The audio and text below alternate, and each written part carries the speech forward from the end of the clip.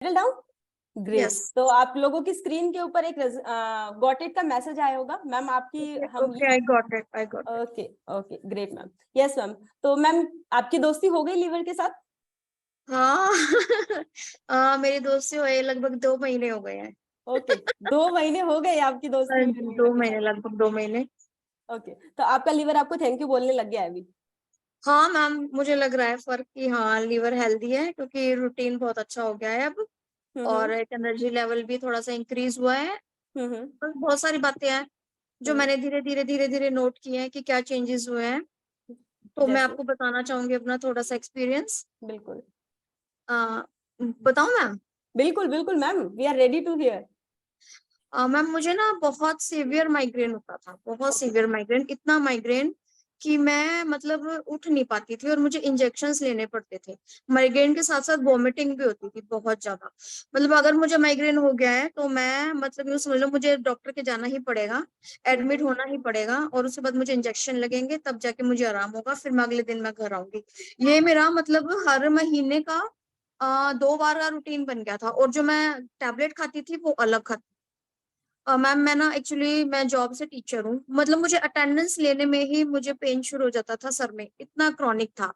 मैं बहुत बिल्कुल। परेशान थी, मैं गोलियां खा खा के थक गई थी।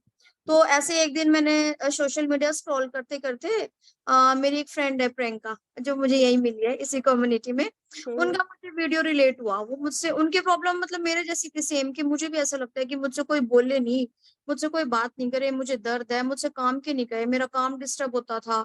कभी हम्म हस्बैंड ने कच्ची रोटी बना दी, कभी कुछ बना दिया, ऐसे मतलब मैं बस पड़ जाती थी हम्म। कि ऐसे बच्चे में डिस्टर्ब हो रहे थे कि भाई पता नहीं किसने क्या खाया क्या नहीं खाया, कभी बाहर से खाना आ रहा है। मैं सच बता रही हूँ लिटरली, मतलब मेरा दूसरे तीसरे दिन का ये काम था।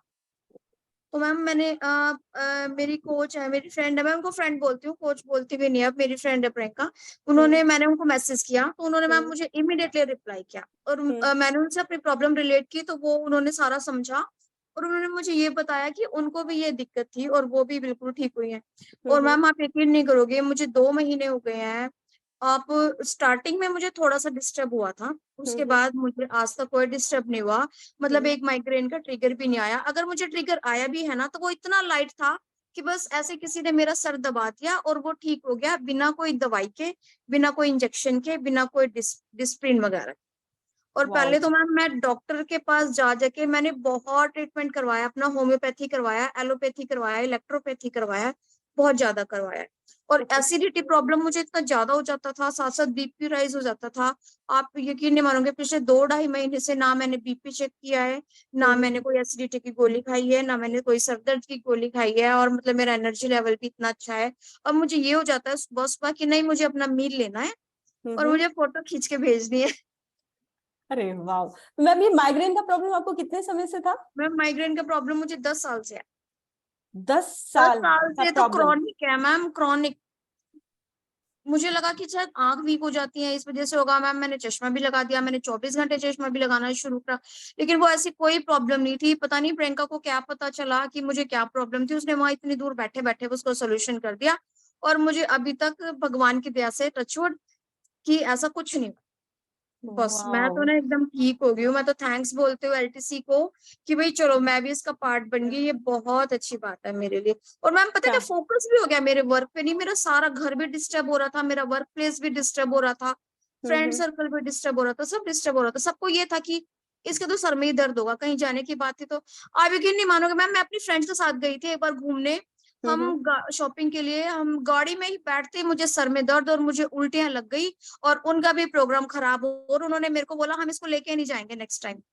फिर अब मैं कहती हूँ कि मैं ठीक हूँ, मुझे लेके चलो, मुझे पेन नहीं होगा ना मुझे वॉमिट होगी। अरे इतना बुरा हाल था मैम, बस पूछो मत। शानदार। मतलब दस और साल की और बीमारी आप मैम। यकीन नहीं मानोगे मेरे।